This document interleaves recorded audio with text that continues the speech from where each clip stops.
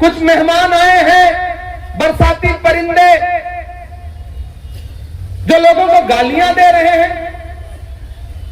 पड़ोस में कोचा धामन के कैंडिडेट को लंगड़ा घोड़ा और पता नहीं क्या क्या, मैं वो जबान से निकाल भी नहीं सकता, ऐसी लैंग्वेज इस्तेमाल की जा रही है। सियासत इसका नाम है कि अपने ही एक कलमा को भाई को गाली दोगे आप? क्या किसी मुसलमान को फिरौन कहने से बड़ी कोई गाली हो सकती है?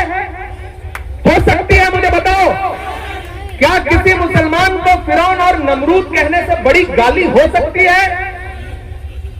कैसे आपने हक दे दिया कि कोई मेहमान आकर के आपके बीच में आपके लोगों को फिरौन बोले, नमरूद बोले, गालियां दे? जो कांग्रेस को वोट देगा वो फिरौन हो गया, जो उनको वोट नहीं देगा वो नमरूद हो गया। यही लैंग्वेज तो नरेंद्र मोदी की भी है ना, कि जो हमको वोट नहीं देगा उसको सर्टिफिकेट नहीं देंगे। तो फिर उनकी सियासत में फर्क क्या रह गया? मैं बड़ा जज्बाती होकर के ये बात आपसे कर रहा हूं, बहुत दानिशमंद लोग हैं आप।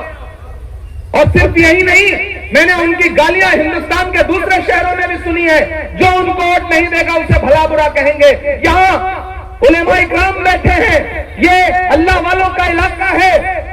महाराष्ट्र में जब हार गए, यहाँ जमीयत के साथी बैठे हैं। मौलाना सज्जाद नोमानी साहब को सोशल मीडिया पे जो जो भला बुरा कहा है, लिफाफे वाला बोला मौलाना लोगों को। आप सबने सुना होगा ये भाषण, सुना है या नहीं सुना है?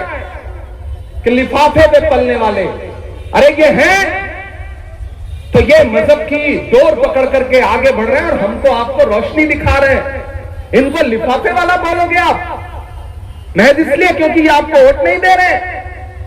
बंद करिए ये सियासत, इतनी नफरत मत परोसिए।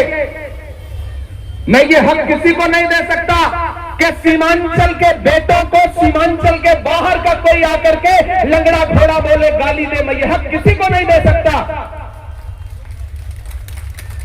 और आपकी गैरत कहां चली गई है? आप सुन कैसे रहे हैं?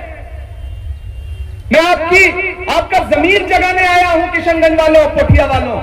आप सुन कैसे रहे हैं? कोई आपके बीच में आएगा, सियासी इख्तिलाफात हो सकता है। डॉक्टर जावेद साहब 4-5 बार चुनाव लड़ रहे हैं। कमरुल हुदा साहब इससे पहले भी चुनाव लड़ चुके हैं। क्या इससे पहले कभी किसी ने किसी को गाली दी? बताओ मुझे। सब चुनाव लड़ते हैं एक दूसरे के खिलाफ। चुनाव होता है, चुनाव खत्म, बात खत्म। जो जीता वो क़यादत करता है, वो आगे बढ़ता है। जो हार गया वो आगे बढ़ करके गले मिलता है, दुआ सलाम करता है। इसमें गाली की जगह कहां हो गई? इस्लाम में आप किसी को नमरूद कह दोगे, किसी को फिरौन कह दोगे, और आप सोचोगे कि आपकी हर बात सर माथे पे बिठाई जाएगी। क्यों बिठाई जाएगी? डॉक्टर साहब, किशनगंज में कांग्रेस के लिए जो वोट मांगे, जो वोट दे, उसको कहेंगे कि ये गरीबाज है, गरीब बिछा रहे हैं। लेकिन आपकी जानकारी के लिए बता दूं कि तेलंगाना में इसी 11 तारीख को जुबली हिल्स में एक सीट पर चुनाव है। तेलंगाना में मतलब हैदराबाद में, जुबली हिल्स में, घर के पड़ोस में एक सीट पर चुनाव है। वहां कांग्रेस के लिए घर घर जाकर के यही मिल्लत वाले हबीब मिल्लत साहब वोट मांग रहे हैं कांग्रेस के लिए।